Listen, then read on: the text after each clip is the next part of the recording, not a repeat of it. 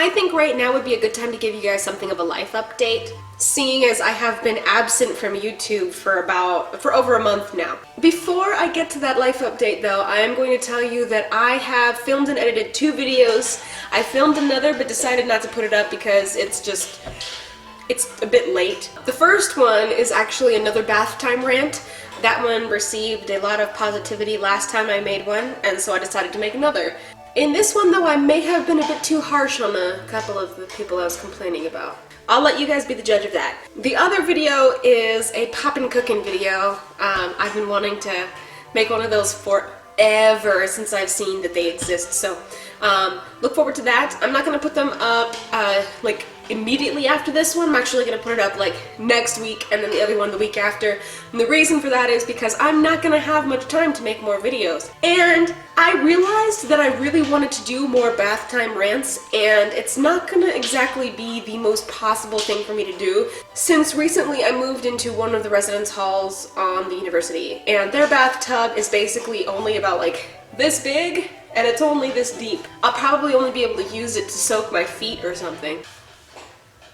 Izzy's eating. So here's the life update.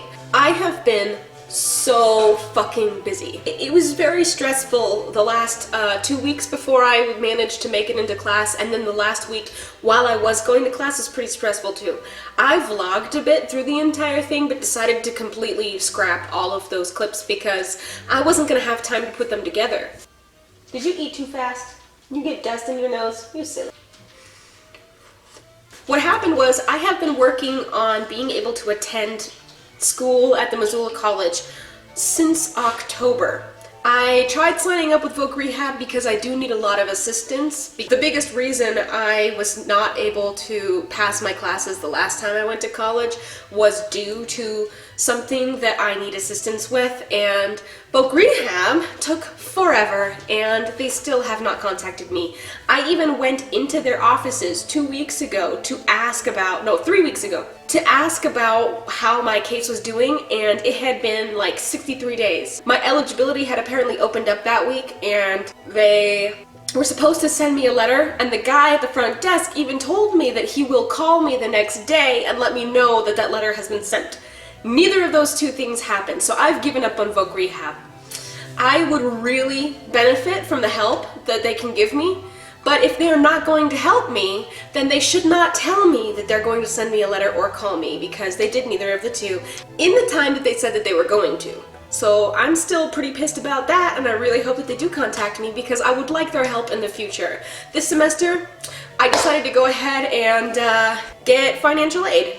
As much as it stresses me out to have to pay more in the future for my education, I have no choice, really. I have to pay for everything. And as a freshman, they are making me live in a residence hall. I'm 22 years old. I feel very odd living there at this age, especially since like a lot of the people there are fresh out of high school, maybe only took a year off, I don't know. But luckily for me, the hall that I'm in has people of quite a bit different ages, at least under 24, so. That's another thing that stressed me out, was having to move into the residence hall, but at the same time it gave me a big sense of relief because I've been very broke for the last few months. Like, I have no money. I have finally moved into the dorm completely, and that was a big sense of relief for me because at least I don't have to pay rent monthly, and I'm not required to get a job immediately. I will get one as soon as I am able, and it's going to be a couple weeks until then. Since I have been working since October to be able to go to school, like I've been working with the school, trying to get signed up with DSS, and making sure that all of my paperwork was done. 1 week before school started, I was wondering why I could not attend just yet. And it turns out that apparently I had not submitted an appeal to my financial aid.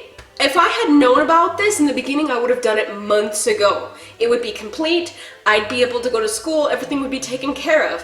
But instead, so it was like Tuesday before school started. The school started the next Monday. I learned that I needed to submit an appeal to financial aid to let them know that yes, I will do well this semester, and apparently it takes a week to 10 days to hear from them.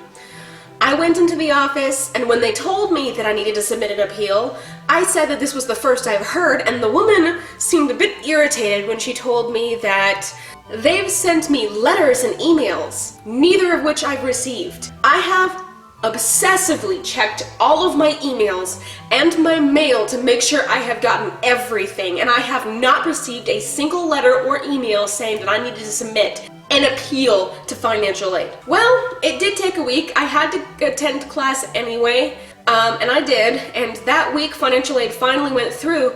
I was also told that I had to live in the residence halls. I was looking to anyway. I couldn't fill in an application until my financial aid went through, so I had to wait that week as well. In one day, I submitted my application. I had the application fee deferred because I had no money, and I checked in the next day. They like crammed that so that I can get in the next day because I needed to move out of my apartment, which I did, finally. So I worked really hard that weekend to move out of my apartment. One of the hard things about being moved out of my apartment this time is that I had no one to help me. I did the entire thing myself. I went through all my stuff. I got rid of more than half of my stuff. Keep in mind, this is like half my lifetime's worth of things, including kitchenware and furniture and stuff. I had a bookshelf about this tall since I was 8 years old, and I had to get rid of it because I couldn't take it with me to the dorms. There's not enough space. I got rid of everything. My couch, my bookshelves, the shelf over the toilet. I got rid of my filing cabinet, my tables, and pretty much all of the dishes in my kitchen. The only things I kept from my kitchen were everything related to tea. I kept my sake bottles, a sushi platter, and teacups and my teapot. That's pretty much it. Like, some other things like my miso spoons and all of my chopsticks and whatnot. Only the things that I do not want to reaccumulate. I got rid of it all. I don't know how to say how this makes me feel. On one hand, I'm incredibly sad because I don't have all those things anymore. I had a lot of scrapbooking stuff that I haven't used in years, except that every now and then if I want to make someone a card, I will go into the scrapbooking stuff and make one. But now, if I want to make someone a card, I actually have to go buy the scrapbooking stuff again. But on the other hand, I feel a bit relieved. There were items in there that were given to me by a certain individual that has caused me a lot of pain, and even though I was attached to those things, I just decided to chuck them. I did not want to remember that person in this time of my life, especially as I am trying to look inward and discover me as a being that's meant to be here, not just someone that has no purpose. Which leads me to another bit of information. In December, I attended tea ceremonies that happened at the OAO Temple House at Upper Miller Creek, and when I attended, I had the chance to meet some people I have been curious about. And OAO is actually, it's a multicultural Hellenistic neo-pagan group where they celebrate Hindu holidays and pagan holidays and like all of this stuff. And I've been to a few rituals since then, and I cannot tell you how good it feels to be a part, or at least be entering into a community that is so kind and loving, and the energy is just amazing. This is coming from someone who has grown up in a Christian setting. Growing up, I have been pretty much nothing but uncomfortable with the Christians that I knew because they were so pushy and you must be Christian, and if you're not, we're automatically going to assume you're an evil being and that everything you do is based on like evil thoughts or something. You want to smile at a child? You must be a pedophile.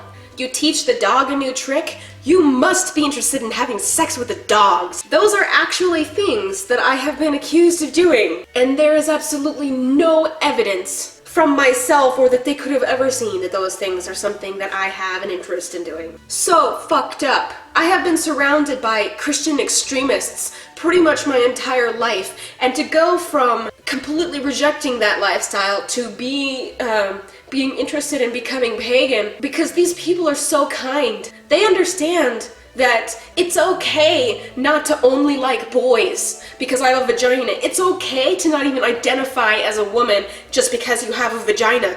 These people make me feel so welcome, and right now, It is recruiting season, and the Lunar New Year was the other day. I went and it was awesome, and I intend to be a part of this community. I am seeking spiritual counsel with the priestess there, and that hasn't even begun, but so far I am very happy with my decision to enter into that community. So it's been extremely busy for me these last couple months. I'm trying to become a part of a coven. I am trying to go to school. I need to pass my classes. I have been waiting for financial aid, and even though my financial aid came through and I did accept my award information, I'm still waiting for my Pell Grant for some reason. At the same time, like right now, I'm trying to get my cat's ashes. I do have videos of him. I'll link them down below. He was so precious to me. He's been my companion for 8 years, and he died in November. I'm not allowed to get his ashes. Like, the pet hospital doesn't seem to wrap their mind around the fact that he belongs to me, not them, and they shouldn't have a right to hold him ransom. So tomorrow I'm going to call them and try to figure that the fuck out. And if they don't give him to me, I'm gonna call someone to make them. That's what's going on with me right now. It's a lot of information. That's totally fine. Congratulations if you even made it to the end of this video, because it is a lot. Which makes me very glad I made the video announcement in the beginning, because some people might just stop there. I do want to make more videos in the future. Hopefully I can do more bath time rants. I'd also like to vlog more, because there's just so much going on, and vlogging might be the easiest thing to do at the present. To top it all off, right now I am house sitting for my mom all the way through the 22nd. It's going to be 2 weeks, which means that I need to go in and out of town and to go to class and to make sure I complete all of my math lab hours, as well as doing all of my online stuff in town, or at least at the Frenchtown library, because they're not open on Friday, which sucks. Enjoy my bath time rant video and my poppin' cookin' video. Hopefully I can do more, and hopefully you guys can meet my roommate. She's Australian, and she's super cute, so thanks for spending your time watching me in this terrible lighting, and I'll see you next time. Johnny!